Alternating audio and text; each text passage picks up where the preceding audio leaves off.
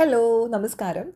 ഇപ്പോൾ കണ്ടുകൊണ്ടിരിക്കുന്ന ഈ ഒരു കേക്ക് പണ്ടെപ്പോഴൊക്കെയോ ചെയ്തിട്ട് ഞാൻ സത്യത്തിൽ മറന്നു പോയിട്ടുള്ള ഈ ഒരു ഐറ്റം ഇനി തൊട്ട് നമ്മുടെ മെനുവിൽ സ്ഥിരമായിട്ട് ഒരു സ്ഥാനം പിടിക്കാൻ സാധ്യതയുള്ള കേക്കാണ്. ഇതിപ്പോൾ കുറച്ച് പേരായിട്ട് ചോദിക്കുന്നു. ഓൾറെഡി ഓർഡർ പ്ലേസ് ചെയ്ത് കൊടുത്തു കഴിഞ്ഞു. അപ്പോൾ അങ്ങനെയൊക്കെ ഇതിന് അത്യാവശ്യം പോപ്പുലാരിറ്റി വന്നു തുടങ്ങിയിട്ടുണ്ട്. ഞാൻ കുറേ ദിവസം മുമ്പ് ഋതുവിന് വേണ്ടി ചെയ്തിട്ടുള്ള ഒരു വീറ്റ് ആൽമണ്ട് കേക്കില്ലേ, എന്നിട്ട് അതിൻ്റെ മേലെ ഈ സ്ട്രോബെറി ബട്ടർ ക്രീമൊക്കെ സ്പ്രെഡ് ചെയ്തിട്ട് അതിൻ്റെ വേറെ വേർഷനാണിത്. ബേസിക്കലി നമ്മുടെ ആ കേക്ക് ഓൾ പർപ്പസ് ഫ്ലോറിൽ അല്ലെങ്കിൽ മൈദയിലാണ് ചെയ്തിരുന്നത്. പിന്നെ ഋതുവിന് ഞാൻ വീറ്റ് കേക്കായിട്ട് ചെയ്യാനുള്ള റീസൺ എന്താണെന്ന് വെച്ചാൽ, ഇവിടെ ഒരു ബേക്കറിൻ്റെ മോള് അല്ലെങ്കിൽ ബേക്കറിൻ്റെ കുട്ടികൾക്ക് എപ്പോഴും ക്രംസ് എങ്കിലും കഴിക്കാൻ കിട്ടും അല്ലേ. ക്രീമിൻ്റെ ബാക്കി കുറച്ചൊന്ന് ടേസ്റ്റ് ചെയ്യട്ടെ എന്ന് ചോദിച്ചു കഴിഞ്ഞാൽ ഈ ക്രംസ് ഞാൻ എടുത്തോട്ടെ എന്ന് ചോദിച്ചു കഴിഞ്ഞാൽ നമുക്കത് എപ്പോഴും അവർക്ക് ആക്സസ് ഉള്ള കാര്യമാണ്. അവരത് എടുത്ത് കഴിക്കുന്നുണ്ട്. അപ്പോൾ അവർക്കായിട്ട് ഉണ്ടാക്കുമ്പോൾ ഒരു ഹെൽത്തി ആയിട്ടുള്ള ഐറ്റം മാറ്റി പിടിക്കാമെന്ന് വെച്ചിട്ടാണ് അത് വീട്ടിൽ ചെയ്തത്. പക്ഷേ പണ്ടൊക്കെ ഞാൻ ചെയ്തുകൊണ്ടിരുന്നത് ഈ ഓൾ പർപ്പസ് അല്ലെങ്കിൽ മൈദയിൽ തന്നെയായിരുന്നു.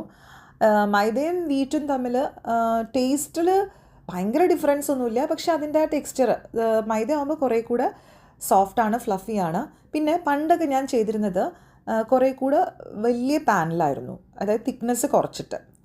അപ്പോൾ ഇതൊക്കെ മറന്നു പോയിട്ടുണ്ടായിരുന്നു സത്യം പറഞ്ഞാൽ. അങ്ങനെയാണ് കുറച്ച് തിക്നെസ്സോട് കൂടിയിട്ടുള്ള കേക്ക് അന്ന് ഋതുവിന് ചെയ്തത്. പിന്നെ എനിക്ക് തോന്നി അല്ല, ഇതിൻ്റെ നമുക്ക് കുറേ കൂടി ടേസ്റ്റി ആവണമെങ്കിൽ തിന്നായിട്ട് ചെയ്യുമ്പോൾ തന്നെയാണ്. അങ്ങനെ ഞാനിത് എമ്മയ്ക്ക് വേണ്ടി ചെയ്തിട്ടുള്ള കേക്കാണ്. ഞാൻ ഓർക്കായിരുന്നു ആർക്കായിരുന്നു എന്നുള്ളത്. എനിക്ക് പേഴ്സണലി കഴിക്കാൻ ഇഷ്ടമുള്ളത് ഇത്തരത്തിൽപ്പെട്ട കേക്ക്സാണ്. അതായത് കേക്ക് സ്പഞ്ചും ഫില്ലിങ്ങും അത് ശരിക്കും എൻജോയ് ചെയ്യാൻ പറ്റുന്ന, ബാക്കിയുള്ള ഫ്രോസ്റ്റിംഗ് ഒന്നും അധികം ആവശ്യമില്ലാത്ത കേക്ക്സ് എനിക്ക് അങ്ങനത്തെ ചെയ്യാനും ഇഷ്ടമാണ്, കഴിക്കാനും ഇഷ്ടമാണ്. ഇനി അങ്ങനത്തെ കുറച്ചുകൂടെ കേക്ക്സ് നമ്മുടെ മെനുവിലേക്ക് കൊണ്ടുവരണം എന്നുണ്ട്. അതുപോലെ വേറൊരു കാര്യം, ഇതിപ്പോൾ സ്ട്രോബെറി ടോപ്പിംഗ് തന്നെ വേണമെന്നൊന്നുമില്ല. പണ്ട് ഞാൻ ചെയ്തിരുന്നപ്പോൾ അന്നൊക്കെ ഞാൻ ഇത്രയും വളർന്നിട്ടില്ല വെച്ചാൽ ഞാൻ ഇപ്പോൾ വലിയ ആളായി എന്നല്ല ഉദ്ദേശിച്ചത്. ഞാൻ പറഞ്ഞത് അറിവിൻ്റെ കാര്യത്തിൽ നമ്മൾ ഇങ്ങനെ എല്ലാ ദിവസവും ഒരു പടി മുന്നോട്ടേക്കാണല്ലോ പോയിക്കൊണ്ടിരിക്കണേ. അപ്പോൾ ഇത്രയൊന്നും അറിവൊന്നുമില്ല. അപ്പോൾ ഞാനന്ന് സ്ട്രോബെറിയിൽ ചെയ്തു. വേറെയും പല ഫില്ലിങ്സും ഇതിൽ നമുക്ക് ചെയ്യാവുന്നതാണ്. ഇനിയൊട്ട് അങ്ങനത്തെ ഫില്ലിങ്സ് ഈ ടോപ്പിംഗ് മാറ്റി ചെയ്യണം എന്നൊക്കെയാണ് പ്ലാൻ ഉള്ളത്. നോക്കട്ടെ എങ്ങനെയൊക്കെയാണ് വരണേന്നുള്ളത്. അപ്പോൾ ഇന്നത്തേക്ക് ഇത്രയൊക്കെ ഉള്ളൂ.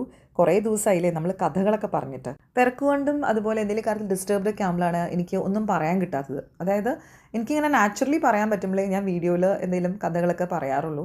അല്ലാത്ത സമയത്ത് എന്നെ ഫോഴ്സ് ചെയ്യാൻ എനിക്ക് പറ്റാറില്ല. അതാണ് കേട്ടോ.